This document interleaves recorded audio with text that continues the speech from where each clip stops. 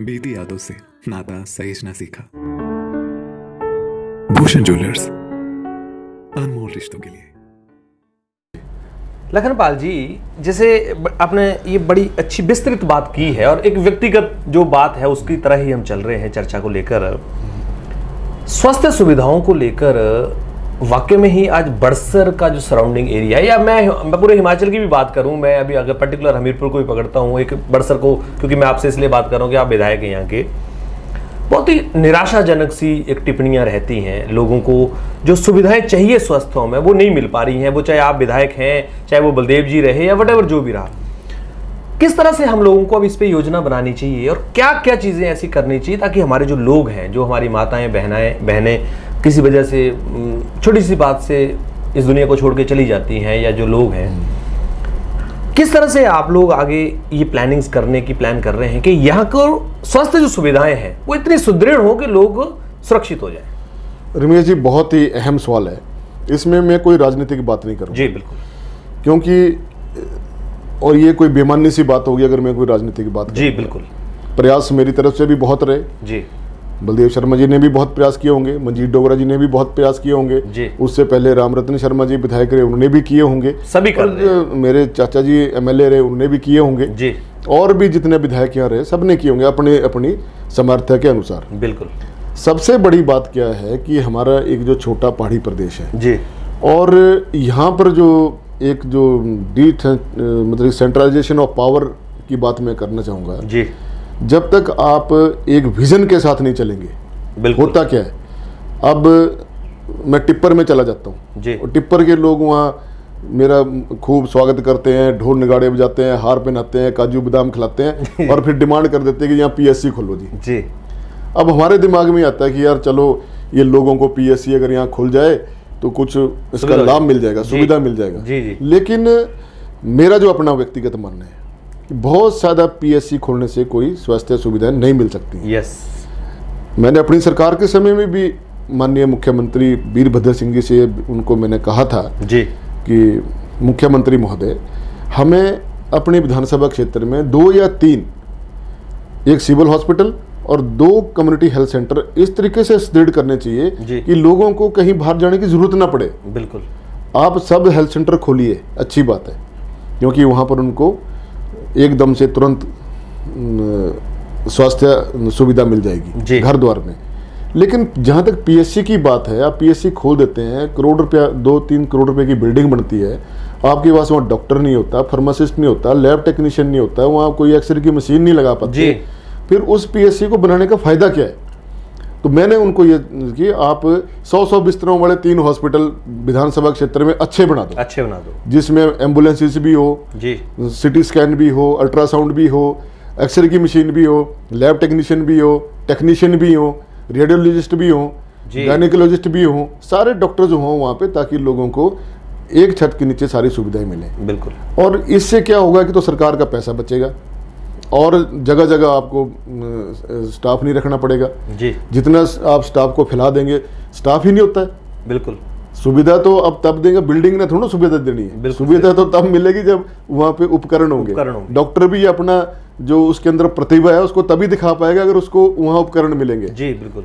अब यहाँ डेंटिस्ट बिजली में, अब अभी की बात करता हूँ, जो हमारा डेंटल डॉक्टर है वो थाना कलां में सर्विस जी, हाँ। और तनख्वाह उसको बिजली से मिल रही है। तो ये जो राजनीतिक हस्तक्षेप जो स्वास्थ्य संस्थानों में कम होना चाहिए। बहुत लॉबी है जी इनमें, मेडिकल डिपार्टमेंट में भी और गवर्नमेंट में भी जी। पहले हर अपने श्रेय लेने के चक्कर में कि हमने इतनी पीएससी बना दी, हमने इतने सब हेल्थ सेंटर बना दिए, इतने सीएससी, जब तक लोगों को हम सही सुविधा नहीं दे पाते तो उनको बनाने का फायदा क्या है? ये मेरा अपना व्यक्तिगत सोच है जी।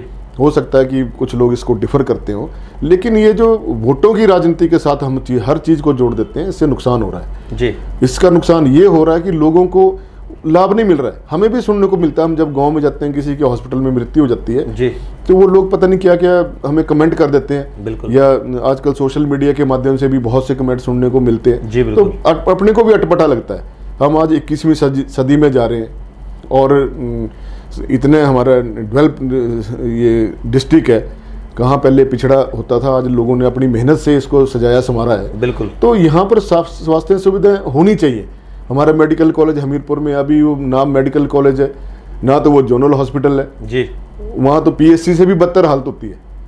हाँ, ये मैं अंदर की बात बोल रहा हूँ जी, बिल्कुल सही बात। मतलब कि वहाँ सुविधाएं नहीं मिल पाती हैं। लोग हर तीसरे चौथे दिन में हमें टेलीफोन आते हैं, हमें शिकायतें भी आती हैं रोज। आपके पास भी आती हैं जी बिल्कुल। बड़सर से कोई रेफर हो रहा है, किसी को उन्ना भेज रहे हैं, किसी को पीजीआई भेज रहे हैं, किसी को हमीरपुर भेज रहे हैं, किसी को टांडा भेज रहे हैं, किसी को शिमला भेज रहे हैं। तो जो मरीज है वो तो रोलिंग स्टोन बना हुआ है, तो उनका फोन हमें आता है। हम अपने व्यक्तिगत प्रयासों से उसकी एक मरीज की तो मदद कर देते हैं जी, जो हमें जानता है या जो हमारे संपर्क में आ जाता है उसकी तो मदद हो जाती है। लेकिन जो हजारों लोग जो जिनका उपचारों का कोई साधन ही नहीं होता, उनकी कौन मदद करेगा? तो ये जो एक सरकार को भी सोचना चाहिए कि ऐसी नीति बननी चाहिए कि हमें पहले जो हमारे अभी एग्जिस्टेड जो हमारे इंस्टीट्यूट है उनको सुदृढ़ करें। नए इंस्टीट्यूट बनाने के बजाय आप उनको सुदृढ़ करें, वहाँ पे अच्छी सुविधाएं दें ताकि लोगों को सरकार पे भी विश्वास रहे और उनको अच्छी सुविधाएं भी मिले। ये मेरी अपना व्यक्तिगत राय, ऐसा होना चाहिए। इसमें मैं ये नहीं कहता कि हमारी सरकार ने ये नहीं किया, उनकी सरकार ने वो नहीं किया, सबको मिलजुल के और एक सेट पॉलिसी बननी चाहिए जी, ताकि लोगों को उसका लाभ मिले। कोई भी हो, संस्थान हो चाहे हो, उससे लोगों को लाभ होना चाहिए। अच्छा लखनपाल जी, हमने अभी काफ़ी चर्चा इन सब चीज़ों पे की और मुझे लग रहा है कि हम काफ़ी पॉजिटिव की तरफ बढ़ रहे हैं इन सब चीज़ों को लेकर, और हर आदमी की एक सोच भी रहती है कि हमारे जो प्रतिनिधि हैं वो हमें बताएं कि हम किस तरफ जा रहे हैं, और क्योंकि आप लोगों को चुना भी इसीलिए है कि आप उनका मार्गदर्शन कर सकें। हमने IPH पे बात करी, PWD पे बात करी, सुविधाओं पर, हेल्थ सर्विस पे बात करी। पर्टिकुलर महरे बाजार को लेकर एक बड़ी समस्या मैं खुद पिछले 2-3 सालों से फेस कर रहा हूँ, देख रहा हूँ कि यहाँ पर रात के अंधेरे में, रात को अगर 8 बजे के बाद देखें तो पूरी मार्केट सुनसान हो जाती है। क्या यहाँ पर कोई इस तरह का समाधान किया जाना चाहिए कि यहाँ कोई सोलर लाइट्स लगवाई जाएं या कुछ जो आसपास के रोड हैं उनकी तरफ भी लगाई जाएं, ताकि जो लोग कभी सुबह सैर करने आते हैं या कहीं लेट लोग आते हैं, मैंने कई बार देखा है रात को लोग 9 बजे भी या बसों से उतरते हैं या सुबह चढ़ते हैं तो उनको बड़ा अटपटा सा रहता है, महिलाएं भी रहती हैं। तो क्या एक विधायक होने के नाते आप इसको लेकर कोई पर्टिकुलर संज्ञान ले सकते हैं कि इस महरे बाजार की थोड़ी सी कायाकल्प हम बदलें?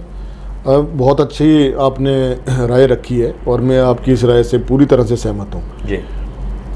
समस्या क्या है कि जो हमारा जो महरे और बड़सर का जो एरिया है इसमें 3-4 पंचायतों के अंदर आता है जी, और पंचायत के पास कोई ऐसा प्रावधान नहीं है कि वो किसी से बिजली का जो कोई जो समस्या है इसको दूर करने के लिए अगर बड़ी लाइट, जैसे मैं पीछे सोच भी रहा था कि यहाँ चौक में एक बड़ी लाइट लगवाएं, एक पर गार्ली चौक पे लगवा दें, एक बड़सर चौक में लगवा दें, लेकिन समस्या क्या है कि उसकी बिलिंग कौन करेगा जी। अब बिलिंग के लिए पंचायत के पास इतने फंड्स नहीं है, इलेक्ट्रिसिटी विभाग के पास फंड्स नहीं है, फिर सोलर लाइट के लिए भी जो उसमें मेरा है विचार कि मैं इसमें अभी, जैसे पिछले साल तो हमारे को कोरोना काल की वजह से फंड्स नहीं मिले, अब मिल रहे हैं तो मैं उसमें से कुछ पैसा निकाल के सोलर लाइट्स लगाने की यहाँ कोशिश करूंगा। नहीं, ये बहुत अच्छा काम 2-3 जगह आपने, और मेरे अपने मन में भी विचार है इसके लिए जी। पिछले वर्ष नहीं कर सका मैं, लेकिन इस वर्ष मैं सोच रहा हूँ कि यहाँ पे जो हमारा ये क्या गार्ली चौक है, महरे चौक है, बड़सर है, बिजड़ी के अंदर 2-3 जगह है, वहाँ हमने प्लान किया है कि वहाँ हम लाइटें लगाएं, कि जरूरी काम है, इसको करेंगे। दूसरा है कि महरे बाजार में मेरा ट्रैफिक को लेके भी बड़ा वो रहता है जी, यहाँ बहुत जाम लगता है क्योंकि हम पढ़ लिख गए, बाइकें रख ली, गाड़ियाँ रख ली, वो जो हमारे अंदर एक VIP गिरी आ गई है ना कि गाड़ी दुकान के बाहर खड़ी कर देनी और अंदर घुस जाना जी, इस चीज़ को ख़त्म करना चाहिए। और मैंने कई बार SDM महोदय को, DSP महोदय को, पुलिस वालों को भी बोला कि आप एक ड्राइव चलाएं जी, और सख्ती तो करनी पड़ेगी, बिल्कुल करनी पड़ेगी। देखिए सख्ती कोई मेरे लिए नहीं होनी, मैं कहता हूँ अगर मैं भी गलत गाड़ी पार करता हूँ मेरा भी चलान होना चाहिए, बिल्कुल होना चाहिए। मेरे बेटे का भी, मेरे बेटे के तो 2-3 चलान हुए जी, लेकिन उसने बताया नहीं मुझे कि मेरे चलान कर दिए। मैंने कहा भी अगर हुए तो भुगतो भाई, गलत करोगे तो भुगतना पड़ेगा। नियमों के लिए चलान, नियम के अनुसार हमें चलना जरूरी चाहिए, और हम पढ़े लिखे लोग हैं, हमारी जिम्मेवारी बनती है, हर व्यक्ति की जिम्मेवारी बनती है कि हम अपने शहर को साफ सुथरा रखें और दूसरों की समस्या को भी देखें जी। अब कितने लोग जो गाड़ियों में चलते हैं, गाड़ियों में तो 5-10% लोग चलते हैं, बिल्कुल, बाकी तो अधिकांश जनता बसों से आती है, महिलाएं बसों से आती हैं, तो महरे बाजार में लोग को इधर भाग रहा है, को उधर भाग रहा है, बड़ा मुश्किल काम हो गया है। लेकिन इस ट्रैफिक को, ये भी एक वोटर की राजनीति है जी, यहाँ पर भी जैसे कोई पुलिस वाला किसी का चालान करता है, टेलीफोन आ जाएगा, वो भाई साहब चालान हो गया, ये लो पुलिस वाले से बात करो जी। अब एकदम से उस समय हम भी परेशान हो जाते हैं कि अब क्या बोले इसको, क्या बोले, अगर तो इसको समझाएं तो ये 10 गालियां निकालेगा जी। तो हमारे लोगों को भी समझने की जरूरत है कि इस तरीके से वो लोग ऐसा काम ना समाज की तरफ ना चलें, समाज की तरफ नियमों भी का देखें, पालन करें, समाज की तरफ भी देखें, समाज की तरफ नियमों के साथ साथ समाज को भी देखें कि हमारी भी माँ बहन बाजार में आई होगी, आपकी भी माँ बहन बाजार में आई होगी जी। उसको कितनी दिक्कत हो रही होगी, कोई बूढ़े हैं, कोई बीमार हैं, वो तभी क्रॉस कर पाएंगे अगर वहाँ गाड़ियाँ खड़ी नहीं होंगी जी। तो इनके लिए मैंने 2-3 स्पॉट अभी तो शुरू भी किया है मेरे ख्याल, जहाँ बस स्टैंड की कुछ वहाँ करी है व्यवस्था इन्होंने जी। ऐसे ही 2-3 स्पॉट इनको बनाने चाहिए ताकि बाजार में ज़्यादा भीड़ भाड़ ना हो गाड़ियों।